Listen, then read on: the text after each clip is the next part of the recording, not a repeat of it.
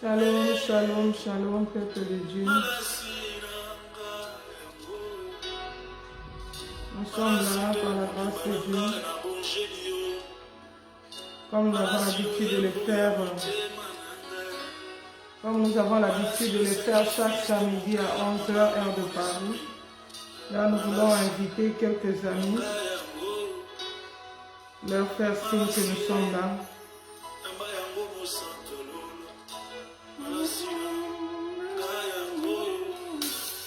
Pendant que nous savourons ce cantique.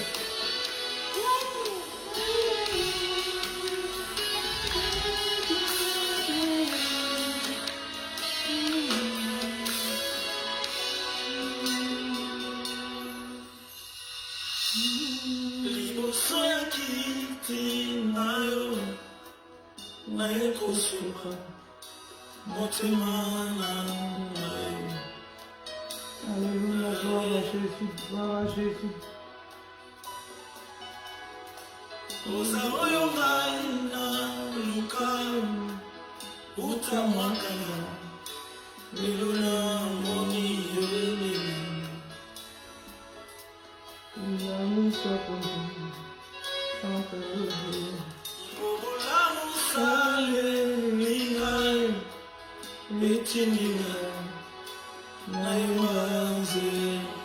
Shalom, sœur Irène, sois bénie. Nous faisons signe aux autres, nous nous envoyons. Pour qu'ils sachent que nous sommes là.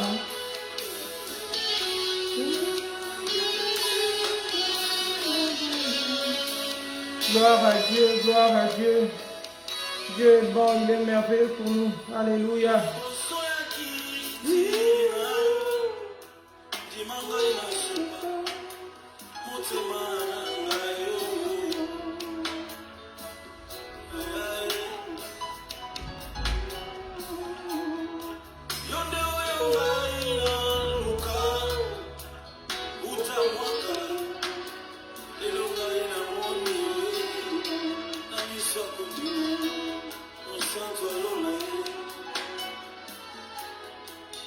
Oh, Dieu est merveilleux. Amen.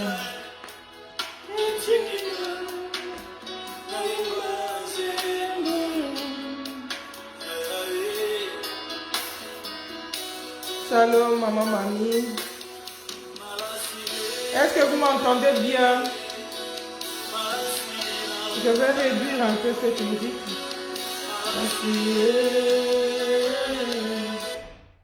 Est-ce que vous m'entendez bien?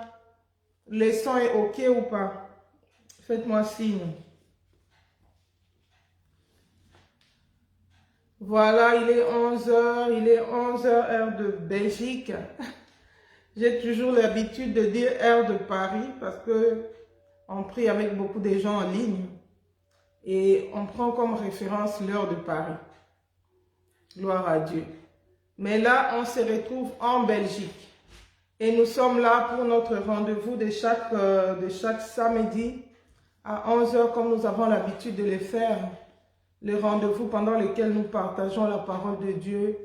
Le rendez-vous par lequel le Seigneur édifie une âme, console un cœur, fortifie un enfant de Dieu, parle à quelqu'un de donner sa vie à Jésus-Christ. Donc j'espère que vous vous portez bien, que le Seigneur a pris soin de vous, que nous continuons tous à nous préparer pour le retour de Christ. Donc voilà, sans plus tarder, aujourd'hui nous allons parler de notre thème que nous avons intitulé « Gloire, honneur et paix ». Ça, c'est notre thème d'aujourd'hui que nous allons partager. Et nous avons tiré notre thème dans la Bible, dans le texte de la Bible. Donc, nous sommes dans le livre de Romains chapitre 2. Romains chapitre 2, verset... Nous allons beaucoup lire aujourd'hui par la grâce de Dieu. Mais notre thème, c'est dans le verset 10. La Bible dit ceci: gloire, honneur et paix pour quiconque pratique le bien, pour les Juifs premièrement, puis pour le Grec. Car auprès de Dieu, il n'y a pas de considération de personne. Le verset 9 nous dit, tribulation et angoisse pour toute âme humaine qui pratique le mal, pour les Juifs premièrement, puis pour le Grec. Gloire, honneur et paix pour quiconque pratique le bien, pour les Juifs premièrement, puis pour le Grec. Ça, c'est notre thème d'aujourd'hui. Et nous avons intitulé Gloire, honneur et paix. C'est vrai que actuellement, au moment où nous sommes tous au temps de la fin, comme nous le savons. Nous sommes tous en train de nous préparer par rapport au retour de Christ. C'est la raison même pour laquelle nous allons chaque fois à l'église. C'est la raison pour laquelle nous avons accepté Jésus. C'est la raison pour laquelle nous lui avons donné notre vie. C'est pour qu'un jour, quand il reviendra, nous puissions le voir au ciel. Nous puissions chanter Alléluia ensemble avec lui dans le ciel. C'est la raison pour laquelle nous avons donné notre vie à Christ. Shalom, ma soeur Tabitha. Donc, dans cette marche, dans cette vie chrétienne, c'est une marche vers le ciel. C'est un parcours, c'est un chemin, c'est une course, c'est un combat. Donc, nous allons d'un point à l'autre. Mais dans notre chemin, là, nous rencontrons beaucoup de choses. C'est comme quelqu'un qui est sur la route. Quand tu conduis, ou bien on te conduit, tu te retrouves sur la route. Sur la route, tu vas apercevoir beaucoup des informations. Tu peux visiter les paysages. Ah, c'est beau.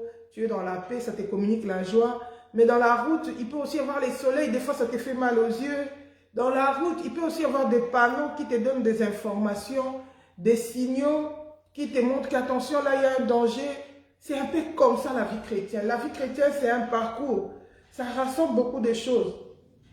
Et la Bible nous dit que c'est comme quand tu es sur la route, quand tu vas vers un rond-point, avant que tu n'arrives au rond-point, du moins dans les pays qui sont organisés, tu vas devoir déjà voir des panneaux qui t'indiquent que, attention, là-bas, il y a un rond-point.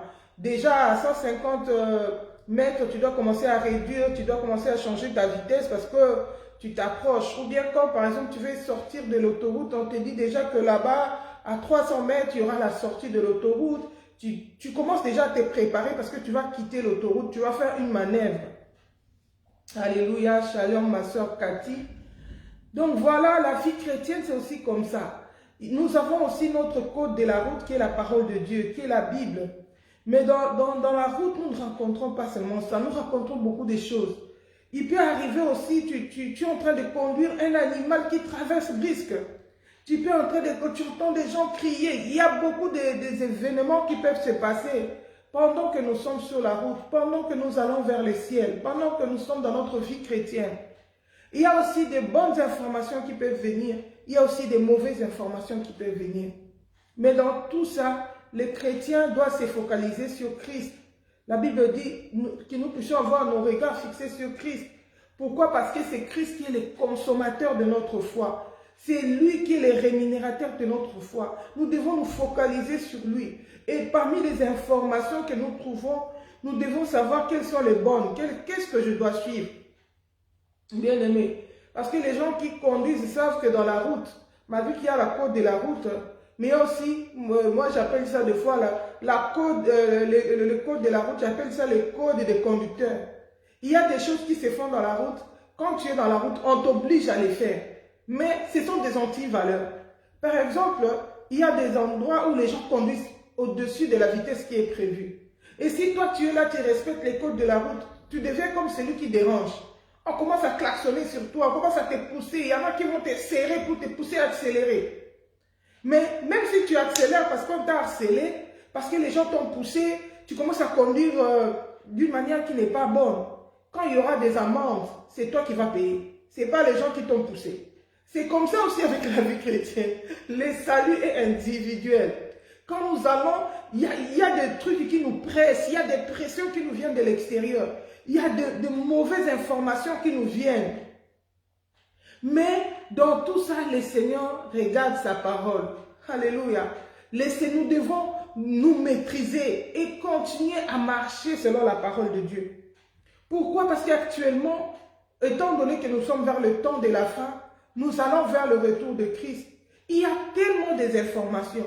Il y a même des prédications qui viennent tout droit de l'enfer, qui viennent du monde des ténèbres, qui disent aux gens que non, cette grâce diabolique, puisque on est sauvé par la grâce au moyen de la foi, ça veut dire qu'on peut marcher dans le péché, mais on va aller seulement au ciel. Parce que de toute façon, nul n'est saint, même si tu marches dans le péché, nous ne sommes pas sauvés selon les œuvres. Les œuvres, ça ne compte pas.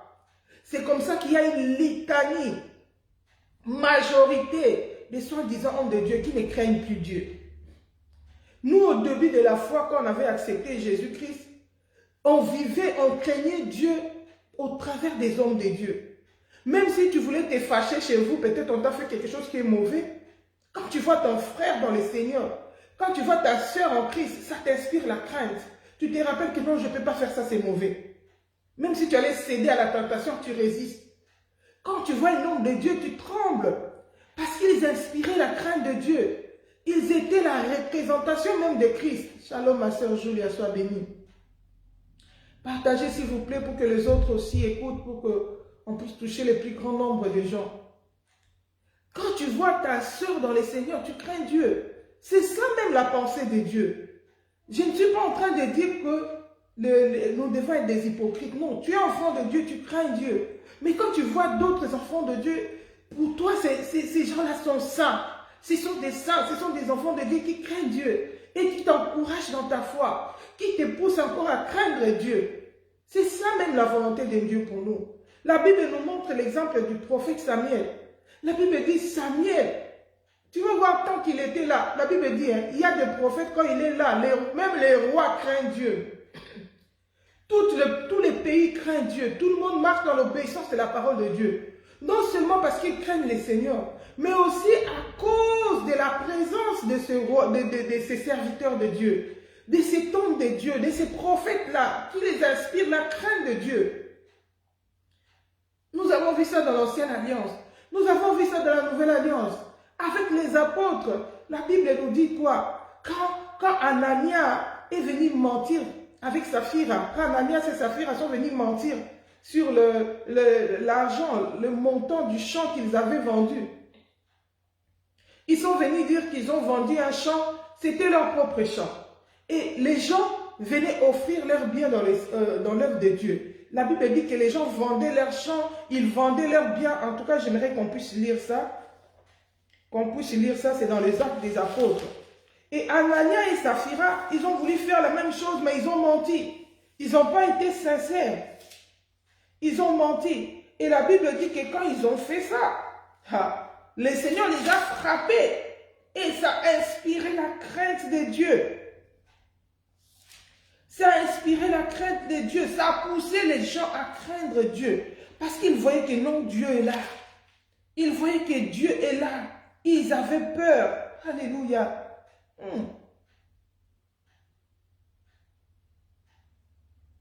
Je suis dans Actes des Apôtres chapitre 5. Actes des Apôtres chapitre 5, la Bible dit, à partir du verset 1, j'ai lu au nom de Jésus-Christ, la Bible dit ceci. Mais un homme du nom d'Anania, avec Saphira, sa femme, vendit une propriété et retint avec le consentement de sa femme une partie du prix. Puis il apporta l'autre partie et la déposa aux pieds des apôtres. Pierre lui dit, Anania, pourquoi Satan a-t-il rempli ton cœur au point de mentir à l'Esprit Saint et de retenir une partie du prix du champ? Lorsque tu l'avais, ne demeurait-il pas à toi? Et après la vente, le prix n'était-il pas à ta disposition? Comment as-tu mis en ton cœur une pareille action? Ce n'est pas à des hommes que tu as menti, mais à Dieu. Si tu lis tout ça là, tu vas voir au verset 11. Nous connaissons tous l'histoire, je vous épargne les littératures parce que ce n'est pas notre sujet de base aujourd'hui. Au verset 11 des Actes des Apôtres, la Bible dit, une grande crainte, Actes chapitre 5, verset 11. Une grande crainte saisit toute l'Église et tous ceux qui apprirent ces choses. La crainte de Dieu les a saisis. Ils ont eu peur de Dieu. Pourquoi? Ils voyaient que ces gens-là avaient Dieu. Ces gens-là craignaient Dieu. La présence de Dieu était au milieu d'eux. Ils représentaient Dieu. Comment Ananias et Saphira, ils ont voulu, au départ, comment dire, la volonté c'était de faire une offrande. Mais ils ont voulu tromper le Saint-Esprit. Ils voulaient donner l'apparence, montrer aux gens que ce sont des gens qui soutiennent l'œuvre de Dieu. Ils ont pris leur champ, ils ont pris tout l'argent, ils sont venus s'aimer. Or qu'en réalité, ce n'était pas ça. Ce n'était pas tout l'argent qu'ils étaient venus s'aimer. Ils avaient gardé une partie. Ils étaient libres. Le péché, ce n'était pas de garder une partie. Le péché, c'était de mentir. Que c'est le montant qu'ils amenaient, c'est la totalité du montant qu'ils avaient payé pour les champs. Ils pouvaient dire, oui, nous aussi, on avait notre champ, on a vendu, on a gardé une partie pour nous. Voilà cette partie qu'on offre pour l'œuvre de Dieu. Ils étaient libres. Parce que même après avoir vendu les champs, ça les appartenait toujours. Shalom, ma soeur Marie. Ça les appartenait toujours. C'était pour eux. Mais ils ont menti au Saint-Esprit. Mais comme la présence de Dieu était là, comme ces gens-là craignaient Dieu, ils reflétaient Christ. Et les gens craignaient le Seigneur non seulement parce qu'ils craignent Dieu, mais à cause des hommes de Dieu aussi. Mais actuellement, ce n'est plus le cas. Au temps où nous sommes au temps de la fin, les hommes, parce que la majorité des hommes de Dieu, des soi-disant, parce que c'est Dieu qui connaît les vrais hommes de Dieu. Mais nous, en tant qu'hommes, puisqu'ils se disent hommes de Dieu, on les appelle comme ça. Mais c'est Dieu qui connaît ces véritables serviteurs de Dieu. N'inspire plus la crainte de Dieu. Pourquoi? On commence à voir que ces gens-là qui étaient pour nous des saints, qui nous encourageaient de notre foi, qui nous montraient que nous devons craindre Dieu, et même ils commencent à vivre dans le péché. Les prédications qu'on nous avait prêchées au début de notre foi ont changé. Ces mêmes gens qui nous avaient prêché la crainte de Dieu, l'abandon des œuvres mortes, ces mêmes gens sont retournés dans le péché. Aujourd'hui, ces gens qui condamnaient les divorces, d'ailleurs la majorité sont divorcés. Je ne sais pas s'ils ont fait des pactes avec Satan qui les a obligés à faire des divorces. La majorité sont divorcés. La majorité vont dans le péché. Oh bien-aimé. Et si tu n'es pas sage, Shalom ya Nicole, sois béni. Si tu n'es pas sage, tu peux tomber dans le piège. Tu peux croire que pratiquer le bien, ça ne sert pas. Ça ne sert pas, tu peux être influencé. La Bible nous montre un jour, il y avait un groupe de gens qui craignaient Dieu. Et il y avait les autres personnes, parce que souvent ceux qui craignent Dieu sont peu, sont une minorité. Ceux qui ne craignent pas Dieu sont la majorité.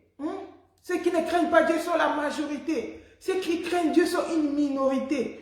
Et la Bible dit, un jour, ceux qui craignaient Dieu, ils ont observé leur vie, ils ont dit, mais finalement, à quoi ça nous sert de craindre Dieu? Parce qu'on voit de l'autre côté, là-bas, ils ne craignent pas Dieu. Mais apparemment, c'est comme s'ils prospèrent. La Bible dit, Dieu avait ouvert un livre de souvenirs. Pourquoi? Parce que le mal est contagieux. Le mal est contagieux, ça peut te contaminer. Tu peux penser que c'est ça, la vérité. Or que c'est le mensonge.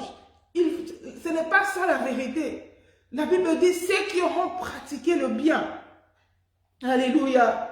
Romains 2, verset 10 nous dit, verset 9 à 10, mets bien la distinction. La Bible dit, tribulation et angoisse pour toute âme qui pratique le mal. Bien aimé, si tu pratiques le mal, tu ne vas pas hériter le royaume des cieux. Qu'on ne te trompe pas que nous sommes sauvés par la grâce. C'est par la grâce, c'est seulement la foi. Par la foi, au moyen de la grâce, si tu crois seulement au Seigneur, cela suffit. Tu vas hériter le royaume des cieux. C'est faux. Tu vas aller en enfer si tu ne crains pas Dieu. Ne les imite pas. Les œuvres comptent devant le Seigneur.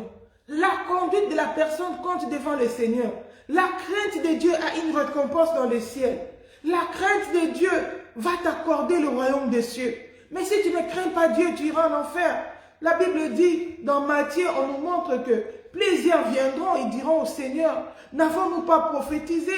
N'avons-nous pas prêché? N'avons-nous pas chassé des démons bien-aimés? Au moment où nous sommes, il y a des gens qui vont même dans la magie pour avoir seulement le pouvoir de faire tomber les gens, pour avoir l'onction pour les spectacles. Ça, c'est même pas l'onction, pour seulement faire des spectacles, pour donner des prophéties. Il y a aussi la divination. Oh bien-aimé, malgré qu'il y a le Saint-Esprit qui donne des vraies prophéties, malgré qu'il y a le Saint-Esprit qui parle à l'église, mais il y a aussi les faux.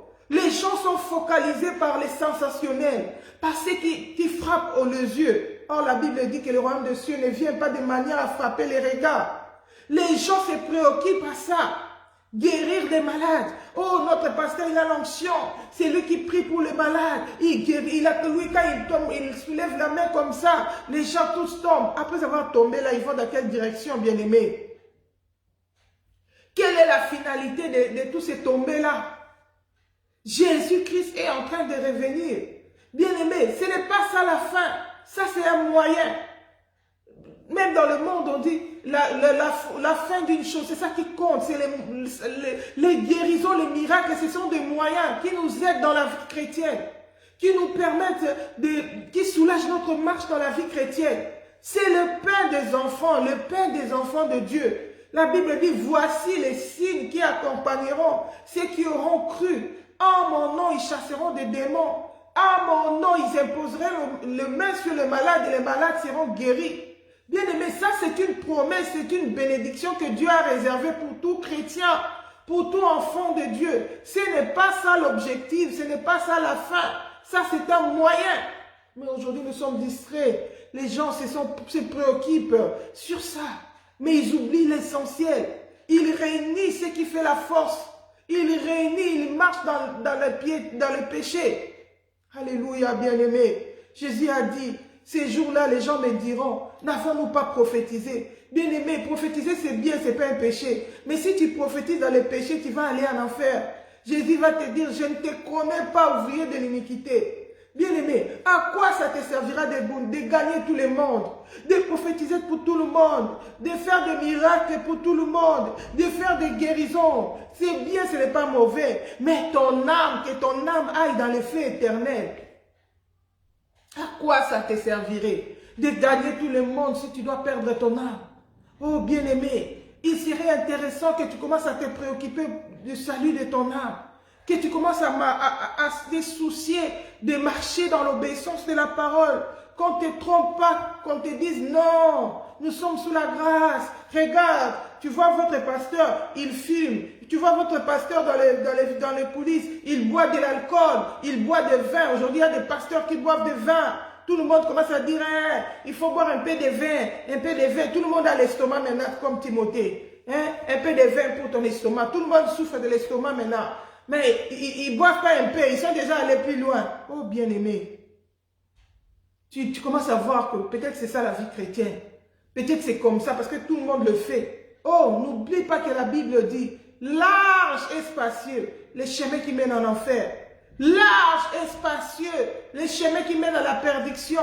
La Bible dit, et la majorité vont là-bas. Dieu n'est pas dans la majorité. Dieu est dans le peuple qui craint Dieu. Dieu n'est pas dans les titres. Oh, dans les expériences, dans les exploits humains. Oh, bien-aimé, nous voyons des gens dans la Bible qui ont fait des exploits, mais que Dieu a rejetés après. Pourquoi? Parce qu'ils étaient allés dans la désobéissance.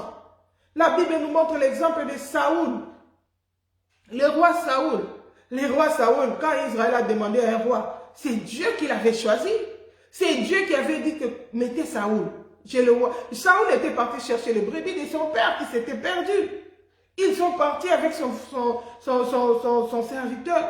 Comme ils n'arrivaient pas à trouver les brebis, le serviteur lui a dit, non, il y a ici un homme de Dieu ici, à qui Dieu parle. On l'appelait à l'époque un devin.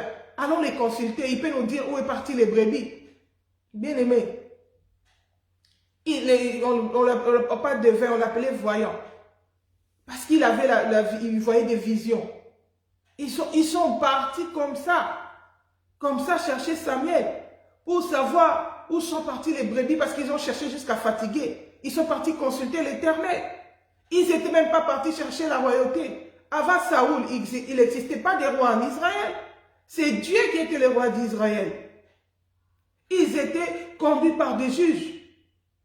Mais Dieu a dit à Samuel, ouais, Saoul, c'est lui qui va être le roi. Il a oint. Et quand tu regardes le ministère de la royauté de Saoul, il a fait beaucoup des exploits. Hein? Il a combattu contre les Philistins. Il a fait beaucoup des exploits. Mais son problème est arrivé quand? C'est quand il est allé dans la désobéissance. C'est quand il est tombé dans la convoitise. Oh bien-aimé, Dieu lui avait dit de livrer ces peuples par interdit, de tuer, de livrer tout, parce que ces peuples-là, ils étaient, Dieu voulait les punir, Dieu était en colère contre eux. Mais lui, quand il est parti, il a convoité. La Bible dit, il a vu des veaux gras. Il a vu des veaux gras, il a convoité la richesse, les veaux gras là. Hein? Oh, ça on va garder, ça on va donner ça en offrande à Dieu. Dieu t'avait demandé l'offrande du péché. C'est comme quelqu'un qui va faire la prostitution pour prendre l'argent, pour venir donner grosse dîme à l'église, pour venir s'aimer pour qu'on construise l'église. Dieu n'agrée pas cette offrande. Bien aimé, si on ne te dit pas la vérité, on te trompe. Tu travailles en vain, tu perds ton âme. Tu séduis ton âme, tu travailles pour ta destruction. Tu ne travailles pas pour le salut de ton âme. Dieu n'agrée pas les sacrifices des pécheurs. Ton offrande là, Dieu n'agrée pas ça. Tu n'as pas regardé dans la Bible qu'il y a des gens qui ont donné des offrandes, Dieu n'a pas agréé. La Bible nous montre l'exemple de Caïn et d'Abel. Quand ils sont allés offrir devant le Seigneur, la Bible dit, le Seigneur regardait Abel d'un œil favorable et il a regardé son offrande. Mais il n'a pas regardé Caïn d'un œil favorable. L'offrande même, il a rejeté. Bien aimé, Dieu n'est pas corrompu par les offrandes. Oh non, parce que tu vois, il y a des gens dans la Bible, comme on nous dit, l'amour couvre une multitude de péchés. Il y a des gens, on interprète à tort et à travers la parole de Dieu pour justifier les péchés. Il y a des gens, à cause des bienfaits, ils sont ressuscités, mais Tabitha est ressuscité parce qu'il habillait les veuves, mais parce qu'elle craignait Dieu. Si elle ne craignait pas Dieu, même les habits là, elle n'allait pas revenir à la vie à cause de ça. Dieu n'allait pas agréer son offrande. Dieu n'agrée pas l'offrande de pécheur. Quand Saoul est arrivé, quand Samuel a demandé à Saoul, c'est quoi ce bêlement de bêtes que j'entends là? Tu devrais livrer tous les peuples par interdit. Il dit non, ça c'est, j'avais vu des veaux gras. Hein? Les veaux gras. Il a été séduit par ça. On voulait t'offrir ça, on va offrir ça. Le peuple a dit qu'on offre ça au Seigneur. Et là, il parlait les rois. Le Seigneur a dit, tu ne sais pas que Dieu prend plaisir à l'obéissance plutôt qu'au sacrifice. La désobéissance est aussi coupable que la divination. Bien-aimé, désobéir au Seigneur, c'est comme un sorcier, c'est comme un magicien. Tu pries, mais pour Dieu, il te voit comme un agent du diable. Pourquoi? Parce que tu le désobéis. Oh bien-aimé, qu'on ne te trompe pas. C'est pourquoi le Seigneur disait, prenez garde que personne ne vous séduise. Bien-aimé, au moment où nous sommes, la séduction, elle est grande dans le monde. La séduction de péché, elle est grande. Elle a une grande influence. Ça influence beaucoup de gens. Si ces gens-là qui craignaient Dieu ont été influencés, ils se sont plaints devant le Seigneur. Bien-aimés, sache que même à notre époque, ça influence tout le monde. C'est pourquoi la majorité des chrétiens ne craignent plus Dieu. La majorité des chrétiens s'habillent mal. Pourquoi? Parce qu'ils voient tout le monde le faire. Ils pensent que c'est ça l'idéal. Non, bien-aimé. Un enfant de Dieu doit se couvrir. Il doit s'habiller avec modestie. Un enfant de Dieu ne doit pas être séduisante. Elle ne peut pas être sexy. Non. Un enfant de Dieu ne peut pas imiter le monde. Il ne peut pas marcher dans la convoitise. Bien-aimé, Dieu a rejeté Saoul à cause de la convoitise. Peut-être qu'il avait vu des vaches chétifs là, il allait tout livrer à l'épée, tuer à l'interdit. Il a été séduit, pourquoi? Il y avait des vaches grasses. Oh, bien-aimé, des vaches grasses. Oh, bien-aimé, que le Seigneur nous fasse grâce. Que nous apprenons à craindre Dieu. La Bible dit, Dieu réserve la gloire, l'honneur et la paix. Pour qui? Pour quiconque pratique le bien. Pratiquer le bien a une récompense. Craindre le Seigneur a une récompense. Il ne suffit pas de dire je suis enfant de Dieu. Moi j'ai pris, moi je suis enfant de Dieu. Moi je suis. Ici si tu regardes, on parle ici, on dit que Dieu n'est fait auprès de Dieu, il n'y a acception de personne. Bien-aimé, au verset 11 on dit car auprès de Dieu, il n'y a point de considération de personne. Le Seigneur ne va pas dire que parce que tu es ceci. Shalom, ma soeur Marie-Josée. Ce n'est pas parce que j'ai pris ou je suis ceci, ou parce que je suis ceci. Dieu ne tient même pas compte parce qu'on est juif. Non, parce que moi je suis juif. Je vais être sauvé. Non. La Bible dit, tribulation et angoisse pour toute âme qui pratique le mal. Bien-aimé, si tu pratiques le mal, Conséquences, tribulation et angoisse. On dit pour les Juifs premièrement. Et pour les Grecs. Bien-aimés, si toi, nous qui étions des païens, les gentils, on nous appelle les gentils, les païens, on ne connaissait pas Dieu. Nous avons trouvé grâce.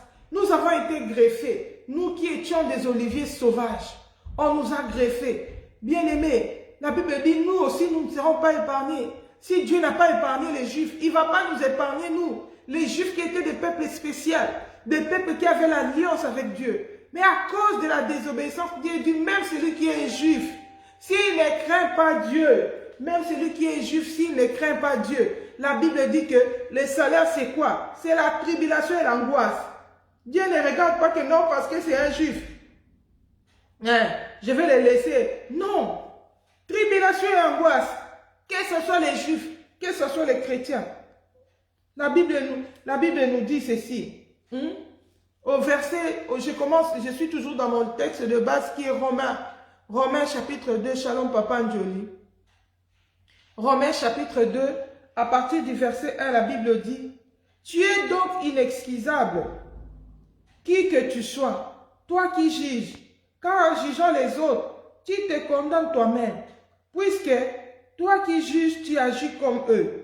Nous savons en effet que le jugement de Dieu contre ceux qui agissent ainsi est selon la vérité.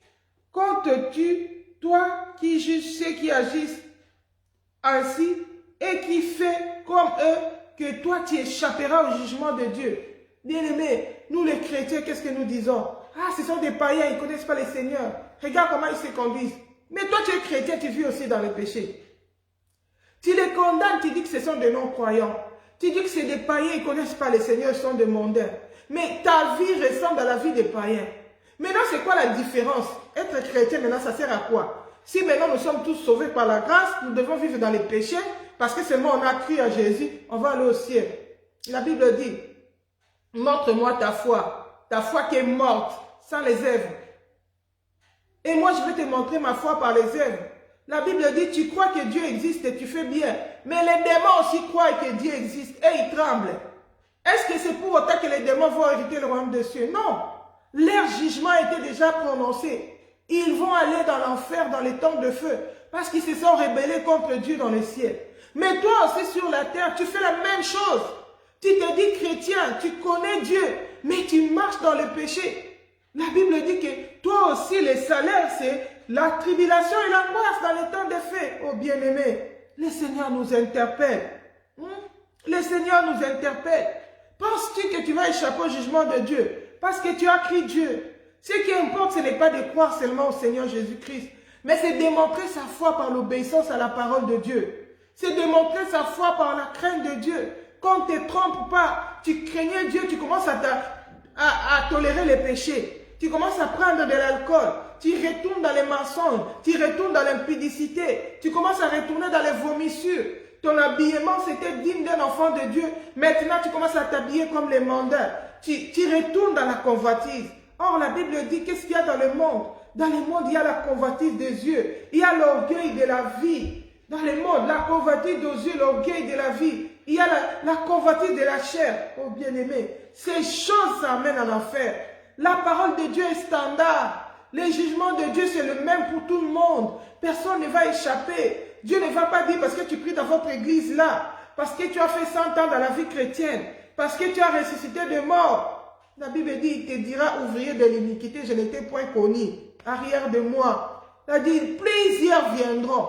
Il a dit, ce n'est pas ceux qui me disent Seigneur, Seigneur, qui hériteront le royaume des cieux. Seigneur, Seigneur, c'est ceux qui prient.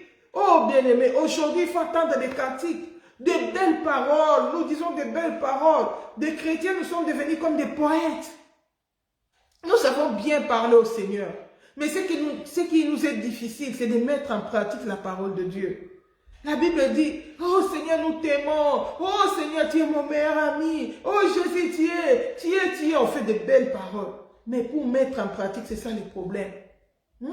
Jésus dit, si vous m'aimez, obéissez à mes commandements. Où est l'honneur qui me dit, si je suis votre Père, où est l'honneur qui me dit Toi, un prédicateur qui prêche aux gens de marcher dans le péché. Toi-même, tu prêches aux gens la parole de Dieu. Tu te dis serviteur de Dieu, mais tu vis dans l'impudicité. Tu vis dans la fornication. Tu vis dans la haine. Tu veux voir tel serviteur de Dieu, se parle pas avec tel serviteur de Dieu. Oh! Il se rencontre à coup de route, il se passe. Tu vas aller dans quel ciel? Tu attends quel Jésus-Christ? La Bible dit, si vous ne saluez que vos frères, vous ne faites rien de différent avec les païens. Les païens aussi font comme vous. Ils ne saluent que les gens qui connaissent.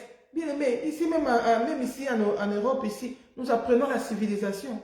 En Belgique, ici, quand tu arrives tu entres dans le bus, tu dis bonjour au chauffeur. Tu dis bonjour aux gens qui sont dans le bus. Quand tu descends, tu dis merci. Au revoir, merci. Tu dis au revoir. Ce sont des gens que tu ne connais même pas. Bien aimé. Mais toi, un chrétien, c'est quoi la différence? Tu as des ennemis. Il y a des gens que tu ne salues pas. Quand vous vous rencontrez dans la route, hein, l'autre prend l'autre chemin, l'autre prend l'autre chemin. Mais des enfants de Dieu qui entendent le royaume de Dieu. Je ne suis pas en train de dire que on doit être amis avec tout le monde. Non, mais la Bible dit, recherchez la paix avec tous. Et la sanctification sans laquelle nul ne verra Dieu. Et la Bible dit la paix tant que cela dépend de vous. Parce que même si on veut craindre Dieu, il y aura des gens qui vont devenir nos ennemis parce qu'ils n'approuvent pas ce que nous faisons. Ils se conduisent en adversaires. Ça, c'est leur problème avec les seigneurs. Mais toi, crains les seigneurs. Toi, cherche la paix. Évite les discussions folles. Évite les querelles. Alléluia. La Bible dit, tu penses que toi, tu vas échapper au jugement de Dieu. Parce que seulement tu vas à l'église. Parce que seulement tu as fait 10 ans dans la vie chrétienne. Oh bien-aimé, qu'on ne te trompe pas. Qu'on ne te trompe pas. Je sais que ce sont des prédications que les gens n'aiment pas. Mais laisse-moi te souffrir que je te dise la vérité. Parce que Jésus est en train de venir. Je ne veux pas que tu puisses perdre ton âme. Je ne veux pas qu'on puisse me demander ton sang ces jours-là. Que tu avais eu l'occasion de dire la vérité. Pourquoi tu ne l'avais pas fait? Oh bien-aimé, Jésus est en train de revenir. Sache que ta conduite a un impact pour ton salut. Qu'on ne te trompe pas, qu'on te dise que même si tu marches dans le péché, ce n'est pas grave. Nous sommes sauvés par la foi. Le sang de Jésus va seulement te laver. Tu vas aller au ciel. Bien-aimé, quand Anania et Saphira sont tombés morts ici, Jésus était déjà mort à la croix. Il y avait déjà le sang de Jésus. Mais ils ont trompé. Les péchés qu'ils avaient faits, ce n'était même pas l'adultère. Parce que nous, les chrétiens d'aujourd'hui, nous avons l'habitude de catégoriser les péchés. L'adultère, c'est les gras. Non, aller toucher la magie, c'est les gras. Si tu descends un peu, moi, je n'ai pas touché la magie. Moi, j'ai pris pour moi. Après, tu catégorises. Ils n'ont pas touché la magie. Ils ne sont pas allés chez les féticheurs. Ils sont pas allés dans l'impudicité. Ils ont seulement menti. Les mensonges. Bien-aimé, combien de serviteurs de Dieu mentent? Tu as acheté telle chose à tel prix, oui. Mais tu sais que tu n'as pas acheté à ce prix-là. Tu vas aller dans quel ciel? Dans quel ciel tu attends quel ciel pour aller dans quelle direction? Dans le ciel de Jésus, là, les menteurs n'hériteront pas le royaume de Dieu. La Bible nous dit, rien d'essuyé n'entrera. Apocalypse nous dit ça. Je ne sais pas si les chrétiens d'aujourd'hui nous lisons la Bible. Tu passes ton temps dans les illusions. Tu ne considères pas ta vie par rapport à la parole de Dieu. Tu crois que Dieu va te faire des faveurs. Il va changer sa parole pour vous faire plaisir. Non. La Bible dit, il va juger tout. Il a réservé un jour où il va juger le monde. Il a réservé un jour où il va juger le monde. Ce n'est pas tout le monde qui va aller au ciel. C'est ceux qui craignent le Seigneur. Bien aimé, c'est le temps d'arranger notre vie pendant qu'il est encore temps. Ne nous trompons pas dans les illusions. Alléluia. Ne nous trompons pas. La Bible dit dans Apocalypse 21, verset 27. Il n'y entrera rien d'essuyé, ni personne qui se livre à l'abomination et au mensonge, mais c'est là seuls qui sont inscrits dans le livre de vie de l'agneau. Les mensonges. Hey, surtout en Afrique. Je ne sais pas si Jésus revient, combien vont partir au ciel. Tu vas même dans le bureau. Tu veux faire un document administratif. On va te demander peut-être 10 fois ce que tu dois payer. Pourquoi? Chacun doit avoir son pot de vin. son pourboire. L'autre, on te dit déjà les montants c'est autant, mais en réalité, les vrais montants, c'est pas ça. Si Jésus revient, hey, qui va hériter le royaume des cieux? Bien-aimé, si tu entends ma voix, répands-toi. Prépare-toi les saluts individuels, ce n'est pas une affaire de groupe. Ce n'est pas une affaire de notre église. Tu vois, nous on est dans notre doctrine. C'est le problème de pratiquer la justice. C'est le problème de craindre Dieu. Ce n'est pas le problème des groupes. Ce n'est pas le problème d'appartenance à une église. C'est le problème de l'obéissance à la parole de Dieu. La Bible dit Dieu ne va faire exception à personne. Est-ce que tu penses que tu vas échapper au jugement de Dieu? Parce que tu pries, parce que tu es dans ceci. Rien d'essuyé n'entrera dans le royaume des cieux. Tu as acheté ça combien? C'était le prix. Tu vas là-bas, tu achètes un autre prix. Tu mens. Mais Ananias et Saphira ils sont morts ici. On les a tués. Ils sont morts, Dieu les a tués même en pleine église. À cause du mensonge. Bien-aimé, mensonge. Il y a des gens qui volent même les offrandes, qui volent même dans les églises. On lui dit ça, il ment. Oh bien-aimé, si tu entends ma voix, répands-toi avant qu'il ne soit trop tard. Jésus-Christ est en train de revenir. La Bible dit, Romains 2, verset 4, la Bible dit ceci. Le verset 3 dit, comptes-tu, toi qui juges ceux qui agissent ainsi et qui fais comme eux, hein? Que toi tu échapperas au jugement de Dieu? Ou méprises-tu les richesses de sa bonté, les richesses de la bonté de Dieu, de son support et de sa patience, sans reconnaître la bonté de Dieu qui te pousse à la repentance? Bien-aimé, tu ne reconnais pas que Dieu t'aime. Il veut que tu ailles dans la repentance. C'est la bonté de Dieu. Dieu te pousse à la repentance. Il veut que tu puisses te repentir pour le salut de ton âme.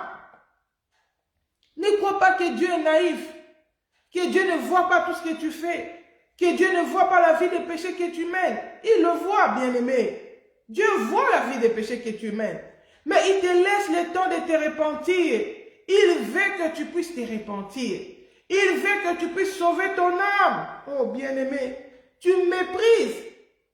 Tu penses que tu vas aller au ciel comme ça dans le péché. Tu penses que tu vas aller au ciel comme ça dans les mensonges. Tu parles des gens qui ne sont pas convertis, qui ne connaissent pas le Seigneur. Mais toi, tu connais le Seigneur, tu fais la même chose. Oh, bien-aimé. La Bible dit, est-ce que tu méprises la richesse de la bonté de Dieu qui te laisse en vie, qui t'envoie sa parole pour que tu puisses être transformé, pour que tu puisses être changé, pour que tu puisses être sauvé? Oh, bien-aimé.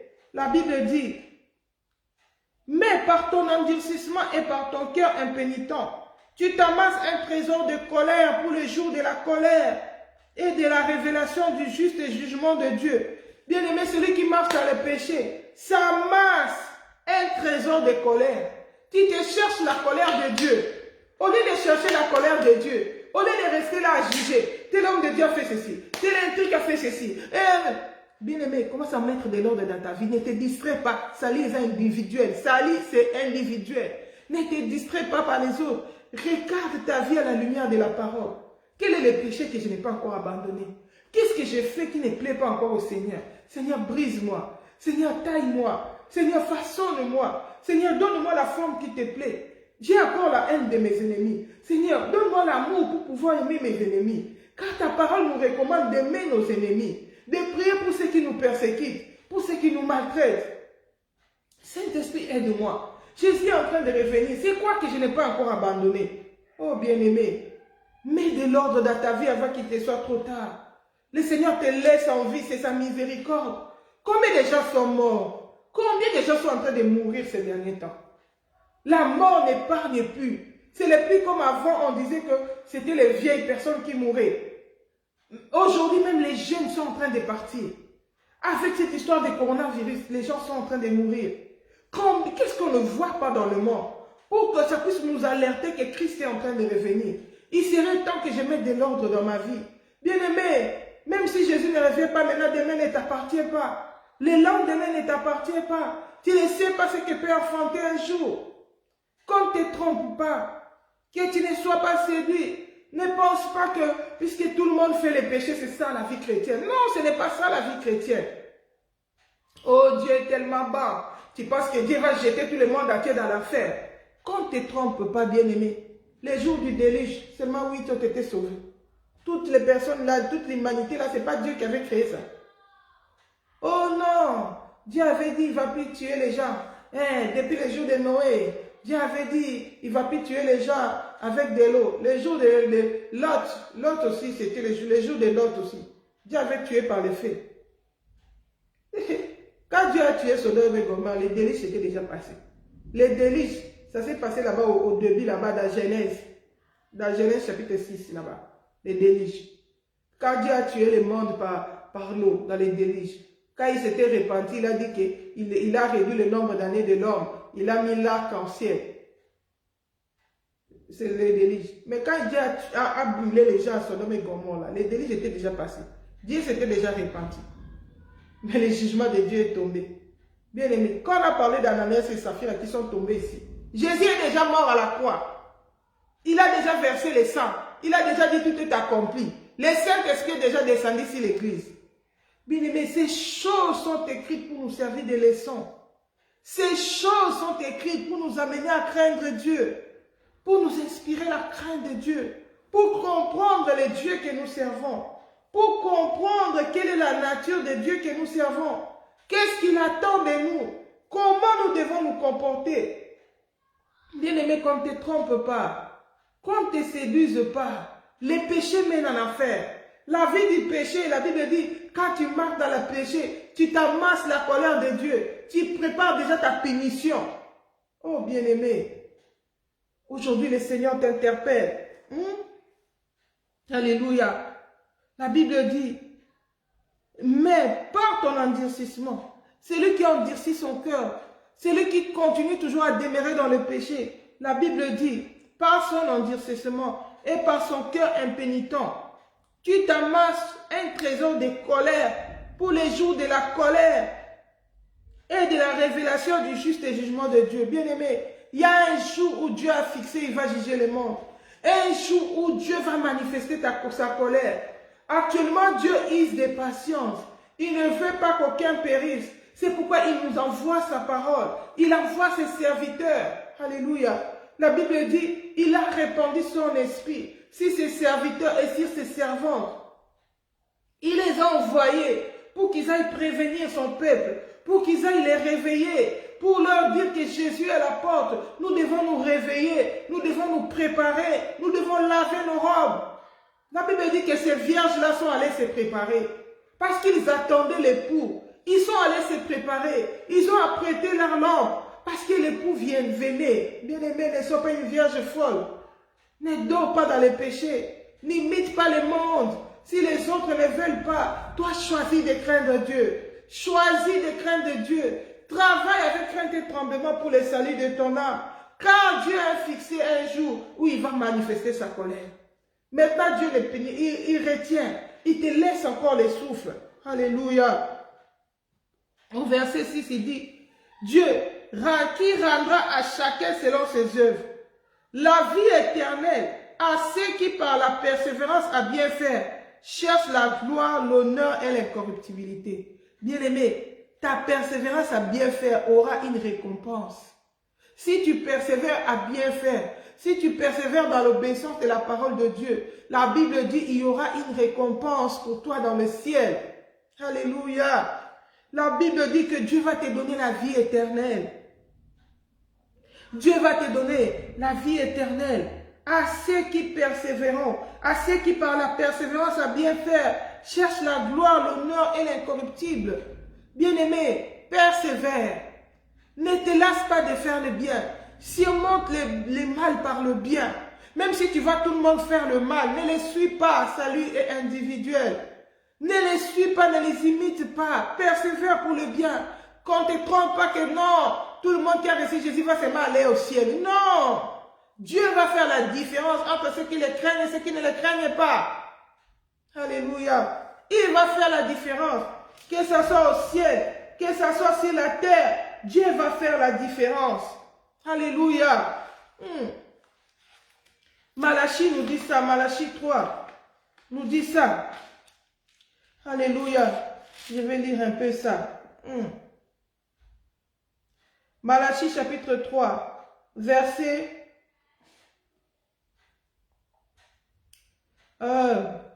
Malachie chapitre 3 à partir du verset 13. La Bible me dit ceci. Malachie chapitre 3 à partir du verset 13. La Bible dit ceci. Vos paroles ont été dures contre moi. C'est l'Éternel qui parle. Vos paroles ont été dures contre moi, dit l'Éternel.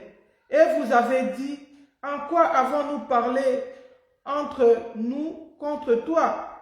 Vous avez dit, c'est en vain que l'on sert Dieu.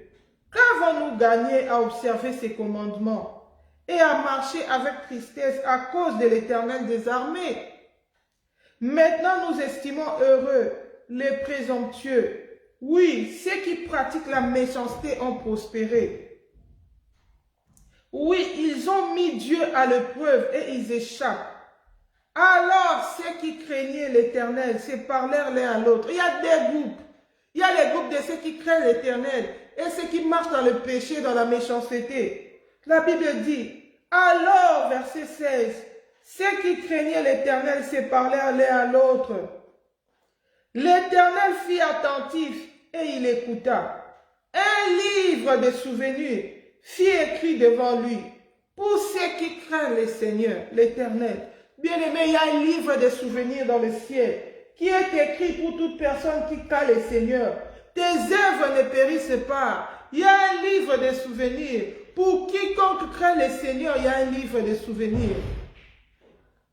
Qu'on ne te trompe pas.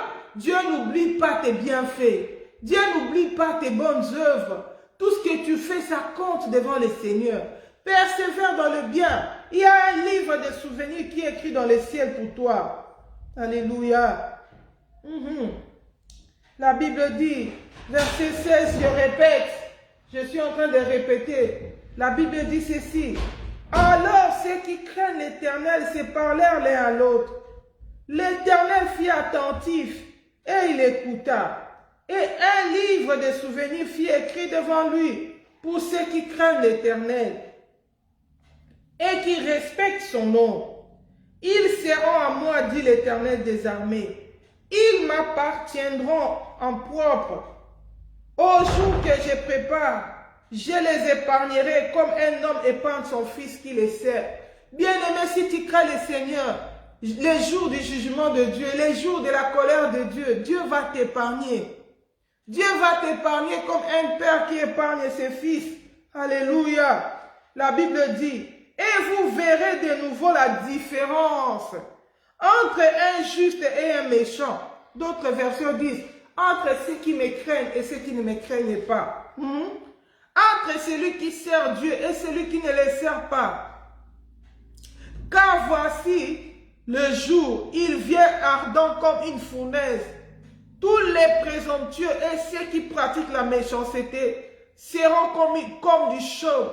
Ces jours qu'il vient les embrasera, dit l'Éternel des armées, et ne leur laissera ni racine ni rameau. Mais pour vous qui craignez mon nom, s'élèvera le soleil de justice et la guérison sous ses ailes. Vous sortirez et vous sauterez comme les veaux à l'engrais. Alléluia. Vous foulerez les méchants, car ils seront comme de la cendre sous la plante de vos pieds, au jour que je prépare, dit l'Éternel. Bien-aimé, le Seigneur est juste dans sa sentence. Le Seigneur est juste. La Bible dit, l'ange de l'Éternel campe auprès de ceux qui craignent Dieu. Si tu crains Dieu, même dans les combats spirituels, tu auras la victoire. Dieu va combattre pour toi. Il va envoyer son ange combattre pour toi. Son ange, l'ange de l'Éternel, campe auprès de ceux qui craignent Dieu pour les arracher du danger. Si tu crains Dieu a beaucoup d'avantages, bien-aimé. Craindre Dieu, c'est pour ton propre avantage. C'est pour ton salut qu'on ne te trompe pas. Ça a une rémunération ici sur la terre. Et sur le ciel, il y a une grande rémunération. Il y a une grande récompense pour ceux qui craignent Dieu. La Bible dit, la prière du juste aura une grande efficacité. Si tu crains Dieu, ta prière sera puissante. Ta prière aura une grande efficacité. Tout ce que tu vas demander au Seigneur, il va te l'accorder. Pourquoi? Parce que tu le crains. La Bible dit, fais de l'Éternel tes délices. Il te donnera ce que ton cœur désire. Les choses que les gens vont faire des jeunes pour avoir ça, Dieu va te donner ça gratuit parce que tu les crains. La Bible dit, il honore ce qu'il honore. Oh bien-aimé, c'est un privilège que de craindre Dieu. Je peux témoigner les bontés de Dieu. Je peux témoigner la fidélité de Dieu. Alléluia. Il est fidèle. Il est fidèle. La Bible dit, quand on tourne vers lui les regards, on est rayonnant de joie. La confusion n'est pas notre partage, oh bien-aimé. Si tu entends ma voix, choisis de craindre Dieu. Change de camp, va dans le camp de Jésus. Répands-toi si tu as commis les péchés. Répands-toi si tu avais abandonné le premier amour. Retourne à ton premier amour. Sers le Seigneur avec zèle et dévouement. Sers le Seigneur avec crainte et tremblement. Car il revient bientôt. Bien-aimé, il y aura une différence entre ceux qui craignent Dieu et ceux qui ne craignent pas. Qu'on ne te trompe pas que, non, même si tu vis dans le péché, c'est rien. Tu vas toujours aller au ciel. Non, ça c'est le mensonge du diable. Même si la majorité va dans le péché, même ceux qui ont commencé dans la sainteté, même si ceux qui ont commencé dans la sainteté sont retournés dans le péché, ils deviennent des occasions de chute. La Bible dit, le scandale doit arriver. Malheur, celui par lequel le scandale arrive. Celui-là qui fait le scandale, c'est Dieu qui va se charger de lui. Mais toi, crains le Seigneur. Toi, crains le Seigneur. Toi, marche dans la crainte de Dieu. Alléluia. Car Dieu a fixé un jour où il va juger son peuple. Alléluia. Il a réservé la vie éternelle à ceux qui, par la persévérance à bien faire, cherchent la gloire, l'honneur et l'incorruptibilité. Mais il a réservé la colère et la fureur à ceux qui, par esprit de dispute, désobéissent à la vérité et obéissent à l'injustice. Bien-aimés, la majorité de ces gens-là qui ne craignent pas Dieu, ils aiment beaucoup de disputes, beaucoup de querelles. Ils sont toujours là, non, non, nous on est dans ceci, nous sommes les garants de ceci. Mais ils ne craignent pas Dieu. Ça parle beaucoup, mais ça ne craint pas Dieu. Oh bien-aimés, comme les pharisiens, nous les garants de la loi, de la secte, prêts à tuer toute personne qui a une doctrine contraire. Mais Jésus les regarde, il dit, vous là, les tombeaux blanchis. Vous n'allez pas au ciel et vous empêchez aussi les gens d'aller au ciel. Parlez, ça parle beaucoup. Bien aimé, ce n'est pas l'état de parler c'est l'état de mettre en pratique la parole de Dieu. Dieu n'est pas impressionné par nos paroles. Ce n'est pas une femme que nous devons séduire par de belles paroles. Non. Dieu aime l'obéissance plutôt que les sacrifices. Même les sacrifices, Dieu n'est pas séduit par ça. Dieu n'est pas séduit par nos sacrifices. Dieu aime notre obéissance plutôt que les sacrifices. Avant que Dieu ne regarde à tes sacrifices, il va d'abord regarder à ton obéissance. Avant de regarder l'offrande de Caïn, il a regardé la vie de Caïn. Ce n'était pas agréable. Il n'a pas agréé non plus l'offrande. La Bible dit, Caïn était mécontent. Nous allons lire ça, notre dernier texte avant de conclure. Caïn était mécontent. Pourquoi Dieu n'a pas agréé mon offrande? Dieu lui a dit pourquoi il n'a pas agréé son offrande. Il a exhorté. Il a dit, pourquoi tu as battu?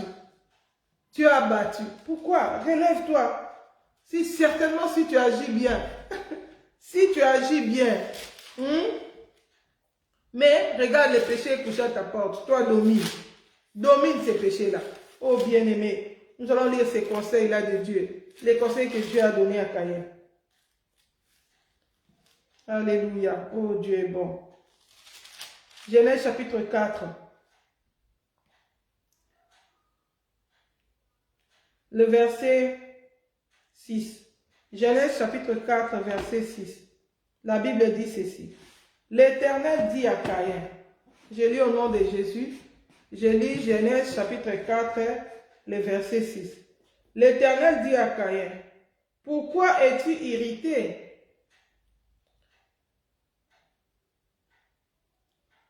La Bible dit ceci. Je vais commencer même au verset 5. La Bible dit ceci, Genèse chapitre 4, verset 5. La Bible dit, mais il ne porta pas un regard favorable sur Caïn, ni sur son offrande. Caïn fut très irrité et son visage fut abattu. Pourquoi? Parce que Dieu n'avait pas porté un regard favorable sur lui et ni sur son offrande. Mais Dieu, comme il est juste, il explique à Caïn. Quand Dieu a remarqué que Caïn était en colère, et il était abattu. J'ai fait un effort, j'ai fait une offrande, mais Dieu n'a pas agréé mon offrande. Dieu est venu expliquer, parler à Caïn comment il devait réagir. La Bible dit au verset 6 maintenant. L'Éternel dit à Caïn, pourquoi es-tu irrité et pourquoi ton visage est-il abattu? Si tu agis bien, tu relèveras ta tête. Caïn, si tu agis bien, tu relèveras ta tête. Mais si tu n'agis pas bien, le péché est tapis à ta porte et ses désirs se portent vers toi. Mais toi, domine sur lui. Le Seigneur lui dit, si tu agis bien, tu relèveras ta tête. Mais si tu n'agis pas bien, sache que le péché est à ta porte et ses désirs se portent vers toi. Mais toi, domine sur lui. Bien aimé, dis, regarde comment les agissements des hommes. Oh, Dieu ne regarde pas les œuvres. Dieu ne regarde pas ce que tu fais. Ce que tu fais, ça ne compte pas. Non, ça c'est tordre la parole de Dieu. L'essence de ça, c'est pas que va faire le péché. Non. La Bible dit que nous sommes devenus, nous avons eu le droit de devenir enfants de Dieu, non par nos œuvres, mais par l'œuvre de la croix de Christ, par les sacrifices ultimes de la croix de Christ. C'est ce qui a fait de nous des enfants de Dieu. Et quand nous croyons au Seigneur, nous l'acceptons comme Seigneur Sauveur, nous devenons enfants de Dieu. Mais ça, ce n'est pas l'élection pour hériter le royaume de cieux. Maintenant que nous devenons enfants de Dieu, nous devons obéir au Seigneur pour être qualifiés pour les cieux. La Bible dit, il y a beaucoup d'appelés, mais il y a peu d'élus. Le salut, Dieu l'a accordé à l'humanité sans tenir compte des œuvres. Parce que Dieu, au début, il était seulement le Dieu des Juifs. Les Juifs pratiquaient les œuvres de la loi, mais ils n'ont pas eu le salut pour ça.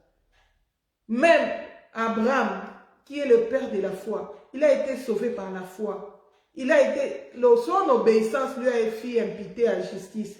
Parce qu'Abraham aussi a obéi au Seigneur. Quand Dieu lui a dit, va m'offrir ton fils Isaac, il a obéi. L'obéissance à la parole de Dieu.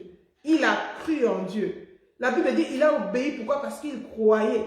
Hébreu 11 nous explique qu'il croyait que Dieu est capable même de ressusciter les morts. Qu'il pouvait même retrouver son fils, même au travers d'une résurrection. Et c'est pourquoi sa foi l'a mené à l'obéissance à la parole de Dieu. Mais la loi est venue avec Moïse. Mais les œuvres de la loi n'ont pas donné le salut aux Juifs. C'est pourquoi Jésus-Christ est venu. Pour qu'au travers de la foi, et les Juifs qui avaient la loi, et nous les païens qui ne connaissons pas Dieu, qui étaient sans loi, qu'au travers de la foi en Christ, la porte du salut nous soit ouverte. Bien-aimés, l'œuvre de la croix a ouvert la porte vers le royaume des cieux. Et la porte du salut nous a été ouverte. Nous sommes devenus enfants de Dieu. La Bible explique qu'Israël selon la chair, c'est le fils d'Abraham selon la chair. Et nous sommes Israël selon Israël spirituel, les enfants. Quand Dieu a parlé à Abraham, il a dit, je ferai de ta postérité comme les étoiles du ciel. C'est nous les païens, les gens du monde, les enfants spirituels d'Abraham. Parce que nous avons la foi, nous sommes tous fils d'Abraham. Parce qu'Abraham était le père de la foi. Les Juifs dans la chair, là, c'est comme les sables de la mer, la descendance charnelle d'Abraham, les Juifs.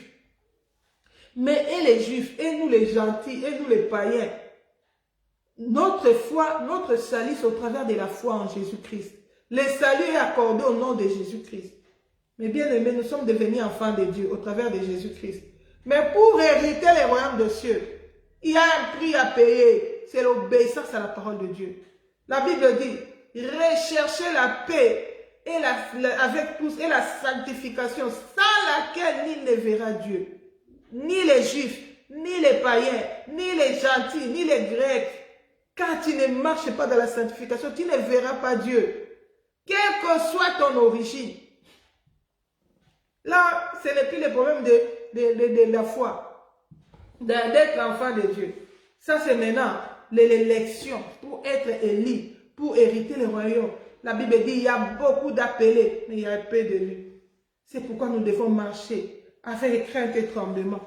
Nous devons travailler pour notre salut. Alléluia. La Bible dit, Dieu a donné un conseil à Caïn. Il lui a dit, certainement, si tu agis bien, tu relèveras ta face. Souviens-toi, Dieu a prévu la paix, le bonheur et la gloire pour ceux qui les craignent. Voilà, nous allons nous arrêter là pour aujourd'hui. C'est le message que le Seigneur avait prévu pour nous. Bien-aimé, je t'annonce qu'il y a une paix qui est réservée pour tous ceux qui craignent Dieu. Qu'il y a un honneur, qu'il y a une gloire qui est réservée pour ceux qui craignent Dieu. Alors ne rate pas ça. Ne rate pas ça. Prends ta vie chrétienne au sérieux. Arrange ta relation avec Dieu pour que si Jésus-Christ venait, tu puisses hériter le ciel. Soyez bénis. Si Jésus-Christ ne revient pas, on se retrouve encore le samedi prochain à 11h heure de Paris. Les samedis passés, nous n'avons pas pu être là parce qu'on avait des occupations qui nous retenaient. Mais Dieu faisons grâce, on se retrouve le samedi prochain. D'ici là, portez-vous bien, prenez bien soin de vous. Surtout, prenez bien soin de vos âmes. Sachez que Jésus-Christ est à la porte. Et cette vérité que tu as entendue, ne garde pas ça pour toi. Partage-le aussi avec ton frère, avec ta soeur. Et prochainement, invite encore d'autres personnes pour qu'ensemble ils viennent écouter, pour que nous puissions nous préparer pour la rencontre de notre époux Jésus-Christ qui est en train de revenir. Shalom, shalom, soyez bénis, passez un bon week-end avec Jésus. Bye bye.